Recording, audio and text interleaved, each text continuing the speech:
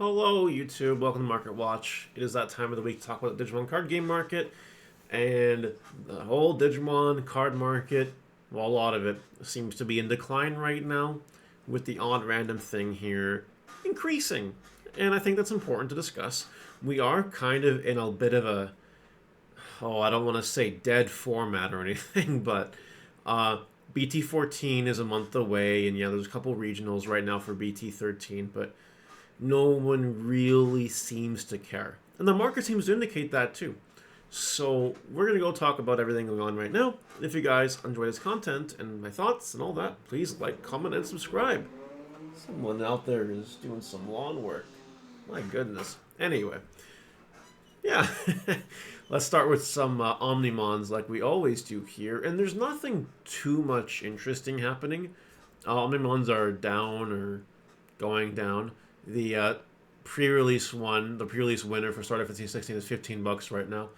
I'm sure that will go down in price. I'm confident about it, so sell it now if you have it. What's interesting to me is this only has 6 listings left. People are buying up this card left, right, and center. So, fun fact, if you buy a playset, if you buy literally this playset for yourself, then it's up to 15, and then it's up to 28, which is super interesting. I do have a spicy security control variant that is actually playing Zwart Defeat in this meta. And it's like super interesting because a lot of decks, except for Royal Knights, kind of need their tamers. It's I don't know if it's a meta call per se, but I like it. I enjoy it a little bit. Not the person that topped the regional on the weekend security control didn't play it, but you know that it is what it is and all that. Stuff is weird. Security control is a weird concept. I just think it's interesting that a lot of these are gone. Don't forget that secret rares are hard to pull in this set. So yeah, whatever. You buy a play set, you might make your money back, might make some quick money. Up to you. Arturismon alternate art. Everything is going down. Everything is still going down. Everything is selling. People are buying. Interestingly enough, not as great quantities as when the set came out, but people are still buying nonetheless, and the race to the bottom is not over yet because everything just keeps going down in price. The only thing that's really bouncing up right now, I think is funny, is the Diarbit. That actually seems to have a little bit of a boop. A little bit of a boop. But I don't see that lasting forever. Interestingly enough, though, you buy these two, the next one is $5 plus $4 shipping, and then it's $10. So, like, you could also make some quick money on the Diarbits right now if you wanted to. And going back to the alternate art here, similar story, right? Just interesting stuff with the green bunnies. Maybe people are realizing the green bunny's not all that bad, considering none of the other Ghost Game decks are doing well. Did you look at the top 16 regional results this week? Nothing topped. Nothing. None of the Ghost Game cards topped. Pretty crazy. Anyway, Hero is also going down in price, and Proxima, he just keeps also going down in price. Man, Suna's not going to be worth it to allow in your secret rare in this box, because it just keeps going down, down, down, down, down. I don't know how far down these cards are going to go. I'm going to be real with you. I don't know when we hit the bottom. If it was me, I would just stay away from these cards. I really would. This set's definitely doing some weird things. And speaking of weird things, I do want to bring up something that I forgot about here. I want you to take a look at these two listings.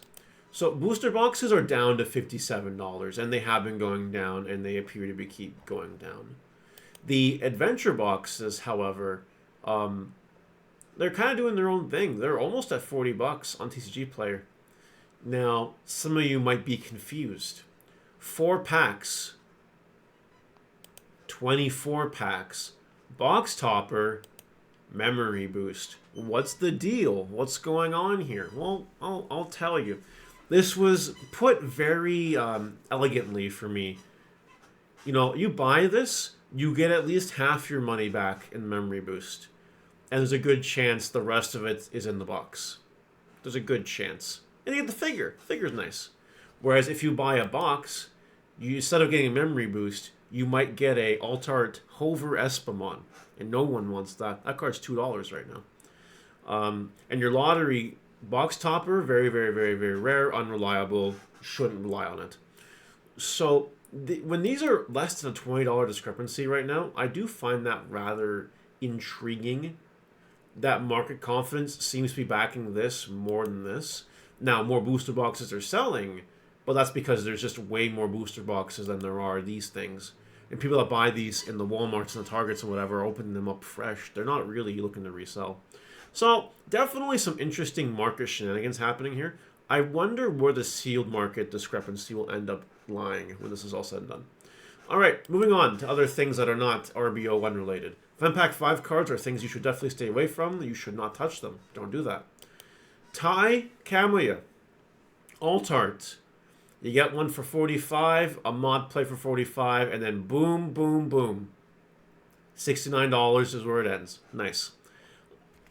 Yeah, this card's going to go nuts any second now. Just so you know. War Greymon also just going up in price because people know that War Greymon support is coming. People are getting ready for it. And 12 listings left. Don't miss out. Alt-Art Quartzmon. So, Belphamon did win the regional. That is a very true thing. But Hunters was in the finals. Interestingly enough, Quartzmon has kind of been going up in price. Now, there's not enough market movement to suggest that it's because of the regionals. Not even close. Nowhere near anything. In fact, if you look at a Restordramon Alt-Art, nothing's happening with it, really. It's just up in price. And if you look at Belphamon Alternate Art, nothing's happening. Nothing's happening. It won the regional. Nothing's happening. See what I was talking about earlier? Where people don't really care about this format? People are done. People are playing One Piece. You know what I mean? It's definitely a thing. But anyway, Quartzmon is going up. And I do find that interesting because this card probably stands test of time better than either of these cards. Because this card is just a green top end you can stick on anything. Any green deck. And you can just win the game immediately. As far as listings, not that many. 1, 2, 3, 4, 5, 7, 8, 9, 10, 11. Someone could do an Alt-Art Quartz buyout. It's a thing that could happen. And someone could make a lot of money off of it. Food for thought. Alt-Art Chimeramon is a card that might be going up in price really, really, really soon. I say this because of EX5 meta in particular. A little play BT14, sure, but EX5. Don't forget the EX5 Nationals format. People will be bouncing around ideas. Now, because BT13 is kind of already over, so to speak, I've been testing EX5 format. I just started doing it. And my Anubis Merva deck is playing Chimeramons. I think this card's crazy in it. Japan did some number of it, like anywhere from like 0 to 2 per deck. And the card's very good. So there's a very big possibility this card goes back up in price soon. This is one of those cards where I told you, anything could happen, this could go up because it's basically a generic DNA Digivolution card. And that's pretty powerful. So time will tell what happens, but I think this card has a lot of potential. Mirage Galgamon Alt-Art is just going down in price as predicted. Make sure you look at this card if you have it. There's no reason to hold on to it. Mirage Galgamon isn't getting any support anywhere in the near future. Deck's dead. Ultimate Cup's over. No one really cares. Unless December hits and they don't hit this deck, then maybe people will care a little bit more. Alt-Art Greymon from EX1. There was a buy on this card, if you guys remember. It used to be expensive when people got excited for it. And now it's back down in price to 15. I would make sure you have this card. It's better to have this card than to not. It can play a tie with 3 or less, which could be important because this tie is 3 or less. It's not the Memory Tamer tie that comes in the starter deck, but like, you know, it's fine. It's pretty okay. And hype causes things to do crazy things. I did not think about that sentence when it came out of my mouth. 10 listings is not a lot. You can buy this card and it can be expensive again. Just throwing that out there. Gamamon. Gamamon is going up in price. A couple cheap listings and then it's up to $20. Now, You could gamble with this card. Like, you could hold on to it for a few days. Maybe it hits 20, maybe max out a little bit. But considering Gamon did nothing at the regionals, that could matter. Now, there are 2 more regionals, I believe, in North America, plus overseas regionals. And maybe a Gamon tops, and maybe it explodes. If that's a gamble you want to take, please take it. But then these cards won't do anything again until we get their ace counterparts in that LM set or whatever it is. It will happen in the future, and it will cause these cards to go through a whole new hype period. But I can see this dropping it back to $10. I could see it. Easy. Easy. So just make sure you get rid of them. That's what I would do. I'm probably going to do it, actually. Metallic Dramon alternate art is going insano braino here. It had a buyout.